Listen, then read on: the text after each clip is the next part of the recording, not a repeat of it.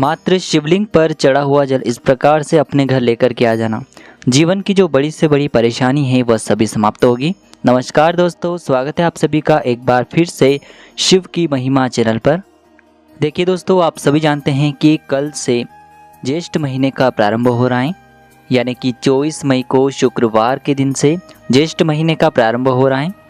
देखिए दोस्तों, आप सभी जानते हैं कि शुक्रवार का दिन माता लक्ष्मी को समर्पित होता है और पूज्य गुरुजी ने बताया है कि जो भी व्यक्ति इस प्रकार से यह उपाय करता है तो उस व्यक्ति की जो भी बड़ी से बड़ी मनोकामना है, जीवन की जो भी अधूरी मनोकामना है वह सभी परिपूर्ण होती हैं। साथ ही साथ जीवन से जो भी रोग और बीमारियां हैं वह सभी भी समाप्त होती हैं।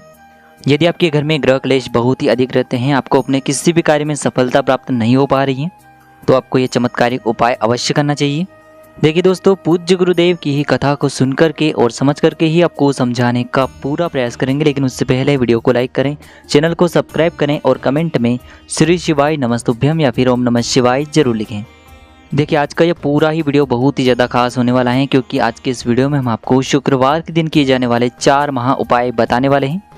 पहला उपाय विशेषकर ऐसे लोगों को करना है जिनकी कोई भी विशेष मनोकामना है जो पूरी हो ही नहीं पा रही है, तो ऐसे लोगों को पहला उपाय करना है। दूसरा उपाय विशेषकर ऐसे लोगों को करना है जिनको कोई भी रोग हो चुका है, कोई भी बीमारी हो चुकी है। तीसरा उपाय विशेषकर जिनके जीवन में संकट और समस्याएं बहुत ही अधिक हैं, ऐसे लोगों को करना है। और साथ ही साथ जो चौथा उपाय है विशेषकर जीवन से धन की समस्याओं को दूर करने के लिए आपको करना है। तो चलिए दोस्तों, जानते हैं सबसे पहले गुरुजी द्वारा बताए गए पहले उपाय के बारे में। तो देखिए दोस्तों, इस उपाय को करने के लिए सबसे पहले तो आपको एक स्टील का लोटा लेना है। स्टील के लोटे के अंदर आपको थोड़ा सा शुद्ध जल भरना है। इसी के साथ में आपको इस स्टील के पात्र के अंदर 1 से 2 चम्मच कच्चा दूध भी डालना है। फिर इसी के साथ में आपको मात्र थोड़ा सा शहद भी लेना होगा। देखिए, शहद जो है वह आपको मात्र 1 से 2 बूंद ही लेना है। अब देखिए, इसी के साथ में आपको एक प्यारी सी और सुंदर सी बेलपत्र भी लेनी होगी। अब देखिए दोस्तों, मात्र इन सभी सामग्रियों को लेकर के आपको पहुँचना है भगवान शिव के मंदिर में। पूज्य गुरुजी ने बताया है कि आप यह जो उपाय हैं सुबह से लेकर के शाम तक किसी भी समय में कर सकते हैं। देखिए, सबसे पहले तो आप जो कच्चे दूध से युक्त जल तैयार करके लेकर के गए थे, इसे आपको भगवान शिव के शिवलिंग पर धीरे धीरे अर्पित कर देना होगा। श्री शिवाय नमस्तुभ्यम इस मंत्र का लगातार जाप करते हुए। अब देखिए दोस्तों, आपके पास जो एक बेलपत्री है, आप सभी को पता है बेलपत्री में 3 पत्तियां होती हैं, तो बेलपत्री की जो चिकनी साइड होती है, इसकी तीनों ही पत्तियों पर आपको शहद की मात्र एक बिंदी लगा देनी है। अब देखिए, इस बेलपत्र को इस प्रकार से तैयार करने के बाद इसे आपको अपने सीधे हाथ की हथेली पर रखना है और आपको काशी विश्वनाथ महादेव से प्रार्थना करनी है। देखिए, आपको काशी विश्वनाथ महादेव से आपकी जो भी अधूरी मनोकामना है, जो कई दिनों से परिपूर्ण नहीं हो पाई हैं, उन्हें आपको बोल देना है और आपको काशी विश्वनाथ महादेव से उस मनोकामना को परिपूर्ण करने की प्रार्थना कर लेनी है। और ये जो बेलपत्र है, इसे आपको भगवान शिव के शिवलिंग पर ही समर्पित कर देनी है। देखिए, बेलपत्र की जो चिकनी साइड है वह शिवलिंग से स्पर्श रहेगी, डंडी वाला भाग जलाधारी की ओर रहेगा। इस प्रकार से आपको ये बेलपत्री समर्पित कर देनी है, काशी विश्वनाथ महादेव का मन में स्मरण करते हुए। पूज्य गुरुजी ने बताया है कि जो भी व्यक्ति शुक्रवार के दिन इस प्रकार से उपाय कर लेता है तो उसकी जो बड़ी से बड़ी मनोकामना है वह काशी विश्वनाथ महादेव की कृपा से निश्चित ही परिपूर्ण हो जाती है। अब दोस्तों, हम जान लेते हैं गुरुजी द्वारा बताए गए दूसरे खास और चमत्कारिक उपाय के बारे में।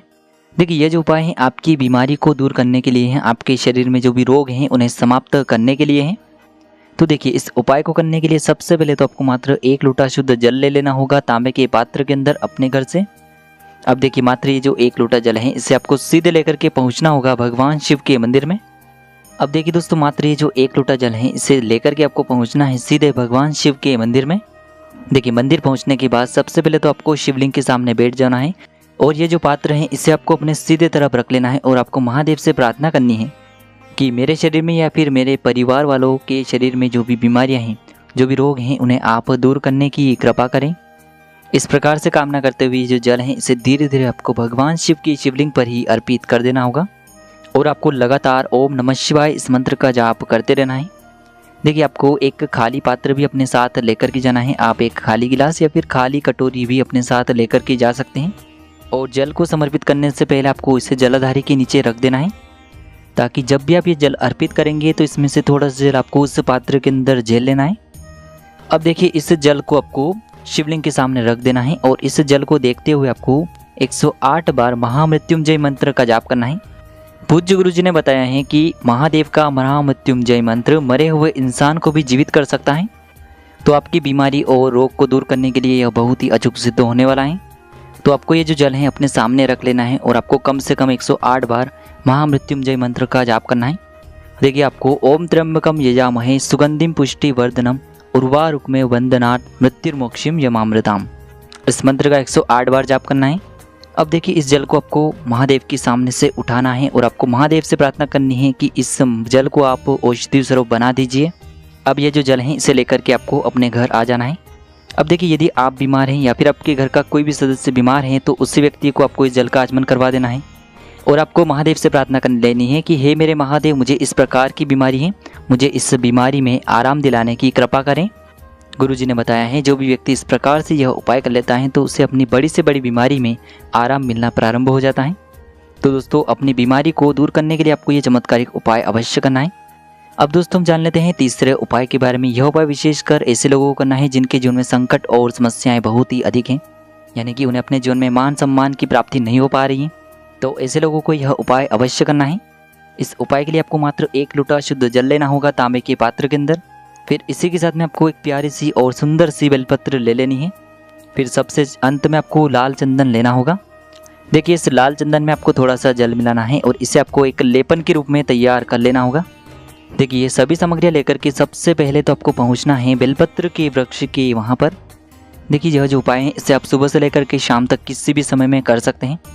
देखिए दोस्तों सबसे पहले तो आप जो लाल चंदन लेकर के आए थे इसमें आपको थोड़ा सा जल डालना है और इस लाल चंदन को आपको जो आपके पास बेलपत्र हैं इसकी तीनों ही पत्तियों पर अच्छे से लगा देना है। अब इस प्रकार से बेलपत्री तैयार करने के बाद इस बेलपत्र को आपको बेलपत्र के वृक्ष की जो जड़ होती है वहाँ पर ही समर्पित कर देना होगा। जब भी आप ये बेलपत्री अर्पित करेंगे तब आपको लगातार श्री शिवाय नमस्तुभ्यम इस मंत्र का जाप करना है। अब देखिए ये जो बेलपत्र हैं इसे आपको बेलपत्र के वृक्ष के वहाँ से उठानी है और ये जो बेलपत्र हैं और ये जो तांबे के पात्र के अंदर जल हैं इन दोनों को लेकर के आपको पहुँचना है भगवान शिव के मंदिर में। अब देखिए दोस्तों सबसे पहले तो आपके पास जो ये बेलपत्री है इसे आपको भगवान शिव के शिवलिंग पर अर्पित करनी है। बेलपत्र के जिस भाग पर आपने लाल चंदन लगाया था वह भाग भगवान शिव के शिवलिंग से स्पर्श रहेगा, इसकी डंडी जलाधारी की ओर रहेगी। इस प्रकार से आपको ये बेलपत्री अर्पित करनी है।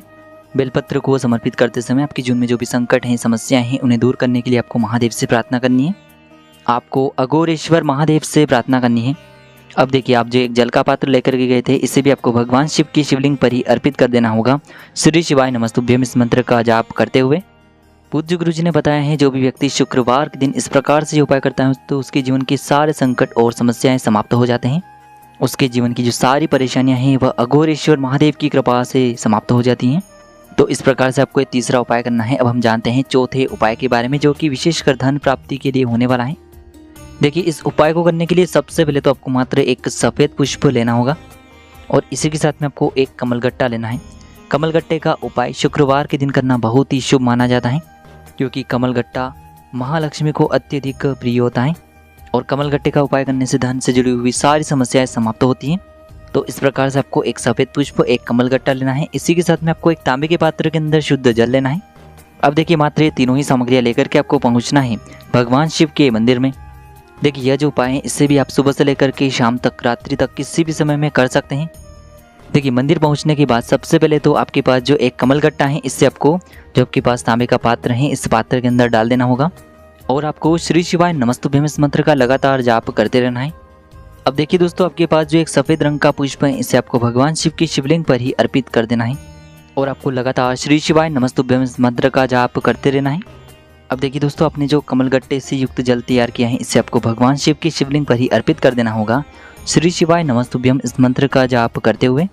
देखिए दोस्तों गुरुजी ने बताया है कि ये जो जल है इसे आपको जो आपने शिवलिंग पर सफ़ेद पुष्प समर्पित किया था उसी के ऊपर समर्पित करना है और आपको महादेव से प्रार्थना करनी है कि हमारे जीवन में जो भी धन की समस्या है, जो भी जीवन में धन की वजह से आर्थिक संकट चल रहे हैं वह सभी आपकी कृपा से समाप्त हो।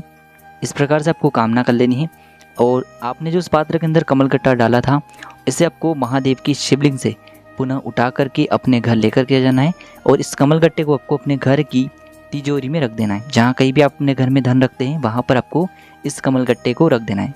पूज्य गुरुजी ने बताया है कि जो भी व्यक्ति शुक्रवार के दिन कमलगट्टे वाला यह उपाय करता है तो इसके माध्यम से उस व्यक्ति के जीवन में जो भी धन की समस्याएं उत्पन्न हो रही हैं वह सभी समाप्त होने लगती हैं। तो इस प्रकार से आज की इस वीडियो में हमने आपको शुक्रवार के दिन किए जाने वाले 4 महा उपाय बताए हैं जो भी आपके लिए उचित हैं, सरल हैं उसे आप कर सकते हैं। यदि आपको उपाय से जुड़े हुए किसी भी प्रकार के सवाल हैं तो कमेंट में पूछ लें। श्री शिवाय नमस्तुभ्यम। हर हर महादेव।